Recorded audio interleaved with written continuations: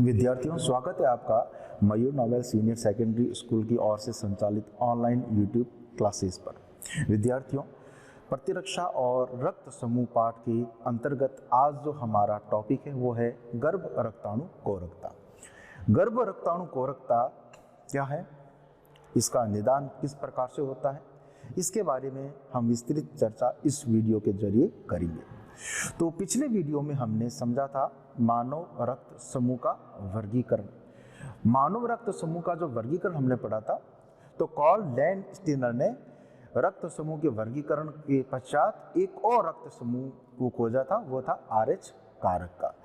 RH कारक जो मकाका rhesus नामक बंदर में खोजा गया, यही RH कारक मानव शरीर में भी पाया जाता है। प्रतिजन यदि RH RBC की सतह पर उपस्थित है तो वह रक्त समूह धनात्मक होता है।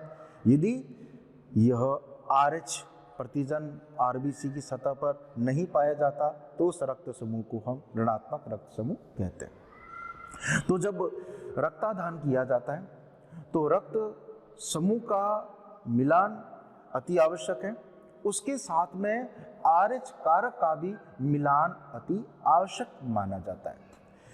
यदि किसी व्यक्ति का रक्त समूह A है और उसका RH कारक वह धनात्मक है, अब यदि उस व्यक्ति को A रक्त समूह का ही लेकिन RH कारक ऋणात्मक रक्त का आदान किया जाए, स्थानांतरण किया जाए, तो जो ग्राही है जिसके शरीर में वह रक्त पहुंच रहा है विपरीत RH का, तो जिससे क्या होगा, जिससे प्रतिजन और जो ग्राही है उसके शरीर में प्रतिजन और प्रतिरक्षी की आपस में क्रिया होती है और क्रिया होने से उस ग्राही के शरीर में RBC का अपघटन होता है। रक्त समूहन के द्वारा RBC की जो कणिकाएं, लाल रक्त कणिकाएं, यह आपस में चिपकना शुरू हो जाती है, इनका समूहन हो जाता है, जिसके द्वारा RBC का अपघटन होने से बिलीरुबिन नामक पदार्थ बनता है। बिलीरुबिन नामक पदार्थ बना, किसके द्वारा पदार्थ बना, ये पदार्थ बना रक्त कणिकाओं के अपघटन से। रक्त कणिकाओं के अपघटन से इस पदार्थ की उत्पत्ति होती है। तो जैसे ही पदार्थ बनता है तो उस व्यक्ति के शरीर में जो यकृत है, जो प्लीहा है, इनको क्षति पहुंचती है और जिसके साथ इसके साथ में फिर और जो उसकी वृक्क है, किडनी है, वो विफल हो जाती है और यह विफल होने से, किडनी विफल होने से उस व्यक्ति की मृत्यु हो जाती है, मौत हो जाती है। इसलिए जब कभी भी रक्तदान की प्रक्रिया की जाती है तो RH कारक का मिलान अति आवश्यक है। तो RH कारक जो है कभी कभी एक सामान्य रूप से भी यह किस प्रकार से परिवर्तित होता है, तो जैसे कि कोई महिला है, उस महिला का जो रक्त समूह है वह रक्त समूह ऋणात्मक है। एक महिला जिसका RH कारक वह ऋणात्मक है और उसके गर्भाशय में जो गर्भ विकसित हो रहा है, जो शिशु विकसित हो रहा है, उस शिशु का रक्त समूह वह धनात्मक है। माता का रक्त समूह ऋणात्मक और शिशु का रक्त समूह वह धनात्मक है। तो जो प्रसव की जब प्रक्रिया होती है तो उस समय शिशु का रक्त मां के रक्त से मिल जाता है, क्योंकि शिशु गर्भाशय में स्थित है। अपरा के द्वारा, एक नाल के द्वारा वह सारी पोषण क्रिया, उत्सर्जन क्रिया, श्वसन क्रिया वो करता है।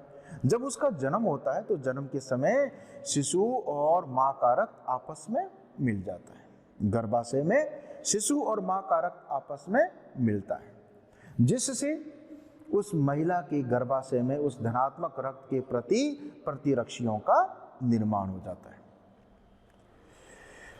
तो प्रथम जो प्रसव होता है उस समय अत्यधिक सावधानी की आवश्यकता होती है, क्योंकि जैसे प्रसव क्रिया होती है तो शिशु और माँ दोनों का रक्त आपस में मिल जाता है।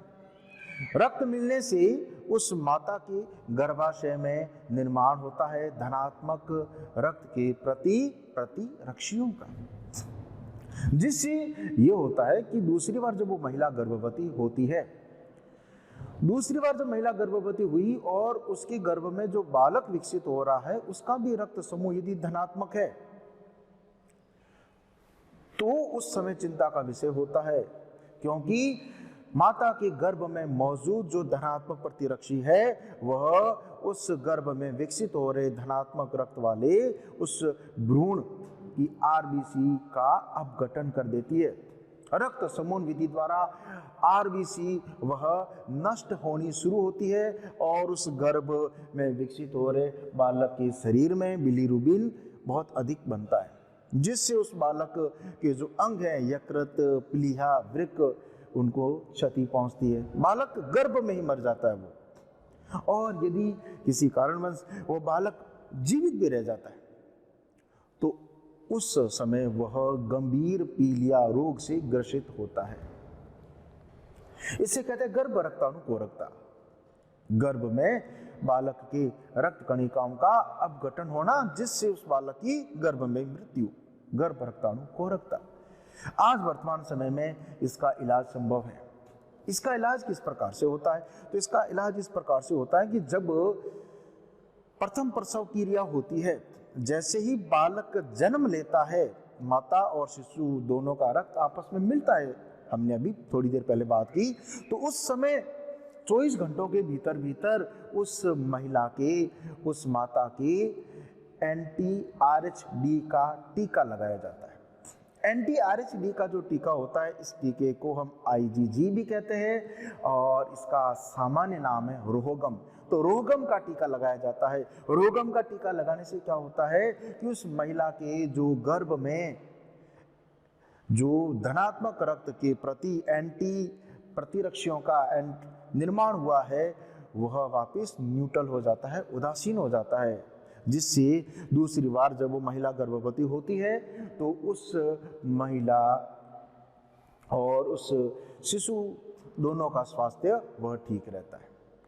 तो गर्भ रक्ताणुकोरकता का अर्थ होता है कि यदि कोई महिला जिसका रक्त समूह है नेगेटिव और यदि उसके गर्भ में जो बालक विकसित हो रहा है उसका रक्त समूह धनात्मक, तो जिससे क्या होगा कि जब बालक का जन्म होता है तो उस समय माता और शिशु दोनों का रक्त आपस में मिल जाता है।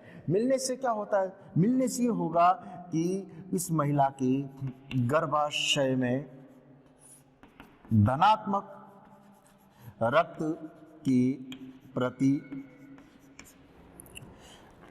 प्रतिरक्षियों का